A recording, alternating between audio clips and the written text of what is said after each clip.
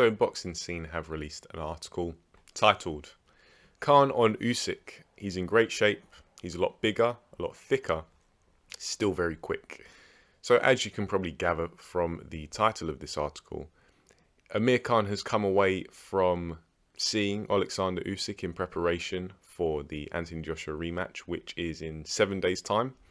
And he seems to be quite impressed, but is stating that Oleksandr Usyk has put on some weight in the lead up to this fight.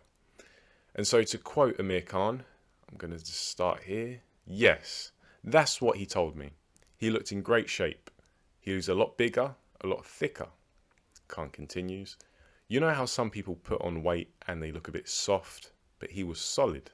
He looked strong and put the weight on well. He says he's put on 15 kilos, or 33 pounds, since the last fight. Is that going to slow him down? I don't think so. I've seen him shadowboxing. I've seen him on the pads. He looks really quick and has great footwork.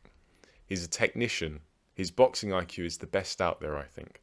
And how accurate he is what wins him fights. What AJ has to do is jump on him early. AJ's got that puncher's chance as well. When it comes to boxing him, AJ's a good boxer. He's an Olympic champion. But Usyk is a superior boxer. You can't really beat him when it comes down to tactics, technique, or boxing skills. AJ will be making a mistake if he tries to box him again. End quote. So some interesting things from our favourite Amir Khan, the one and only. And yeah, some things I want to address. Of course, there's the weight of Oleksandr Usyk. There's some speculation around that. There's also some speculation here. I think it's worth questioning what Amir Khan sees Anthony Joshua's best method of victory, saying that AJ has to jump on him early. We can explore that. And so, starting with the weight, just to say, a couple of weeks ago, released a video on Oleksandr Usyk, and it was about his sparring, because there had been a lot of rumours and a lot of headlines saying that his sparring partners were having to be sent home because they just couldn't keep up, because Oleksandr Usyk was just absolutely disintegrating them in sparring, and they couldn't keep up. They had to be sent home, which isn't beyond the realms of possibility. But I explored the side that potentially explains why it might be happening, and that was a favour from the sparring partners, essentially, because sometimes there's a situation where if you're the fighter and you're preparing for a big high profile fight, you'll bring guys in and you obviously pay them for sparring. If they're prospects, you're giving them good experience and you're hosting them, paying for their meals, paying for their accommodation, that kind of stuff. And in return, they not only help you to prepare with sparring you, but they chuck out some whispers. And these whispers might be to tabloids, like boxing publications, to drum up some publicity and get a headline. Or they might also be whispers that are designed to go over to the opponent's camp and unsettle them or misdirect them. That kind of stuff. It does happen, these favours between sparring partners and whatnot. It happens. And I suspect that is what might be going on here with Amir Khan and Oleksandr Usyk. Because if we just cast our minds back a few years, remember that there was the saga between Amir Khan, Anthony Joshua and Amir Khan's wife. There was a bit of a love triangle, let's say. I'm not sure if there was any kind of concrete or confirmed details of that. But what I gathered, and I think it was about 4 or 5 years ago, was when Amir Khan accused Anthony Joshua of sleeping with his wife. And it went on for a few days or few weeks, and Anthony Joshua almost sued Amir Khan for slander, I think, or defamation. I'm not sure which legal term it was under. And so you have to imagine that there's maybe still a little bit of bad blood between these two. Maybe not from the both of them. Maybe it's just from Khan towards Joshua. Maybe Anthony Joshua, to him, it's like water off a duck's back. Who knows? But you have to imagine that these two probably aren't on each other's Christmas card lists. So there might be a little bit of animosity between them. And maybe Amir Khan sees this as an opportunity to help Oleksandr Usyk, the opponent of Anthony Joshua, get some kind of advantage or an extra advantage, a little added bonus, a little edge over Anthony Joshua, because Amir Khan just wants to see Joshua take another L, maybe. I don't know. I'm just exploring, but I think that is a very realistic reason why Amir Khan might say these things. You know, put out this impression and really help to shape the expectations of the boxing public and of Anthony Joshua and his team. You know, creating that layer of ambiguity in the lead up to the fight, because that's the thing. Leading up to these high profile fights, these high stakes fights where there's so much pressure and the whole world is watching, there's a lot of ambiguity. A lot of stuff is just reserved for behind the scenes that only a select number of people see. So it's very easy to chuck stuff out there, and you know, rumors can really help to muddy the waters, and that can work in your advantage, work to your advantage. And so I suspect that's what this is. But then also Amir Khan said some other things. You know, obviously talks about the weight of Oleksandr Usyk, and regarding the weight. So 15 kilos, that's a lot. You know, in American money, that's 33 pounds. And so if we just go back a few weeks or months, I remember Oleksandr Usyk's wife, there was a headline saying that he'd come back from serving in Ukraine. I'm not sure how truthful that is, but regardless, that was the headline. He came back from Ukraine and he was something like 20 pounds lighter. And so, okay, understandable, I suppose, that potentially could happen. But then let's assume that is true. Okay, so Oleksandr Usyk lost 20 pounds, and now Amir Khan is saying that he's put on 33 pounds. So does that mean, with a difference of 13 between 20 and 33, that Oleksandr Usyk is only going to come into this next fight, into this rematch, 13 pounds heavier? Because if that is the case, and that's truth, 13 pounds isn't that much. You know, that's in English money, that's nearly a stone. And don't get me wrong, it's still a considerable amount of weight. That's not a pound or two, it's 13 pounds. But generally, and this is a pretty gross generalization, but the bigger the person is, the bigger their frame, the bigger their mass, their height, whatnot, the wider their range is in terms of weight they can put on and still perform optimally. And you have to remember that Usyk, yeah, he's not big at heavyweight compared to his contemporaries, but he's still a big man. He's still 6'3", 200 plus pounds, you know, probably in the 210s, something like that, naturally, you know, when he was at cruiserweight, for example. It's, 13 pounds, that's not that much compared to 33 pounds. Imagine putting on 33 pounds in one go compared to 13. It's a big difference. And so I'd be less concerned if it was just 13 pounds. So that's assuming that he lost the 20, now he's put on 33, who knows? We have to wait and see on the weigh-in. And even then, you know, weigh-ins can be cheated, especially at heavyweight, where they're pretty much allowed to go onto the scales wearing whatever clothes they want. Could be stuff in their pockets, once again, like a last-minute misdirection, who knows? The proof is in the pudding at the end of the day, and that's going to be the performances of both men. So yeah, some more intrigue surrounding the weight of Oleksandr Usyk, and of course it's been a bit of a hot topic recently with, say, Chris Andre and G-Man. They made videos about Oleksandr Usyk's weight, because he does look like he's put on a little bit of mass around the shoulders and stuff.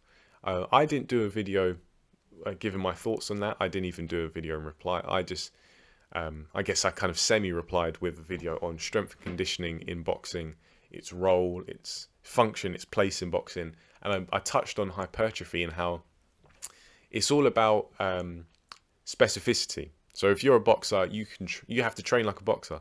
If you're a weightlifter, you train like a weightlifter. And it's all about the allocation of your training time and effort. But hypertrophy can benefit you. But in the case of Oleksandr Usyk, I think he's never going to be as big or as strong as Anthony Joshua, Deontay Wilder, Tyson Fury, all these big natural heavyweights. He's never going to be as strong as them. But he's proven so far in his campaign at heavyweight against Witherspoon, Chisora, and Joshua, all these guys are bigger than him, that he doesn't need size necessarily.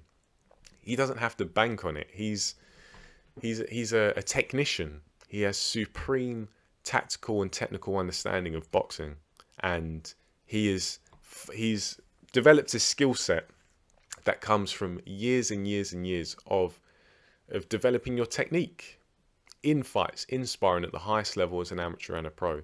So he's not going in there banking on his strength, banking on his power.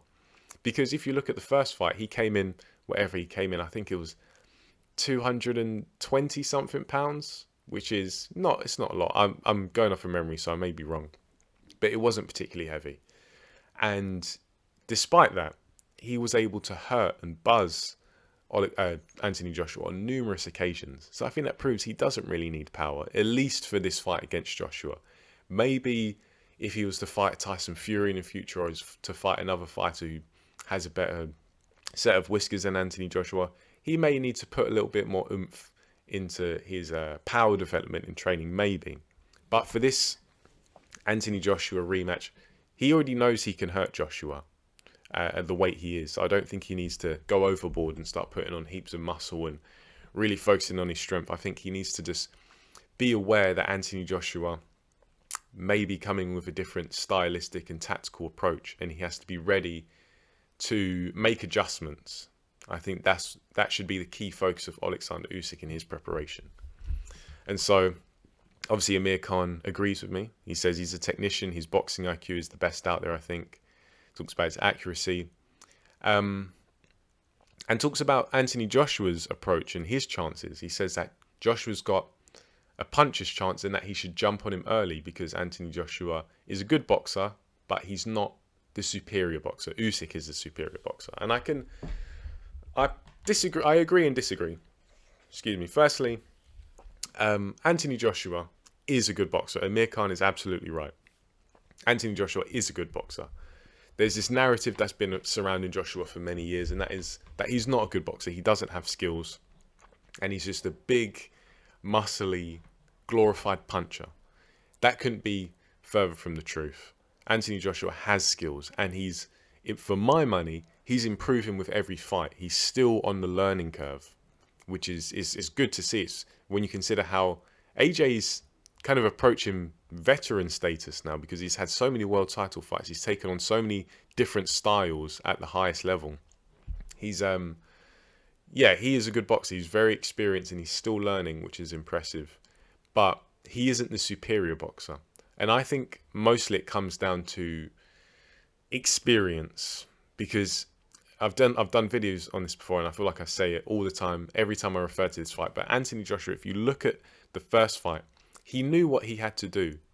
He knew what Usyk was trying to do, and he knew what he had to do to counteract it, but he just couldn't react quick enough. Oleksandr Usyk, you can see what he's doing, but his mind just processes it so much quicker than AJ could.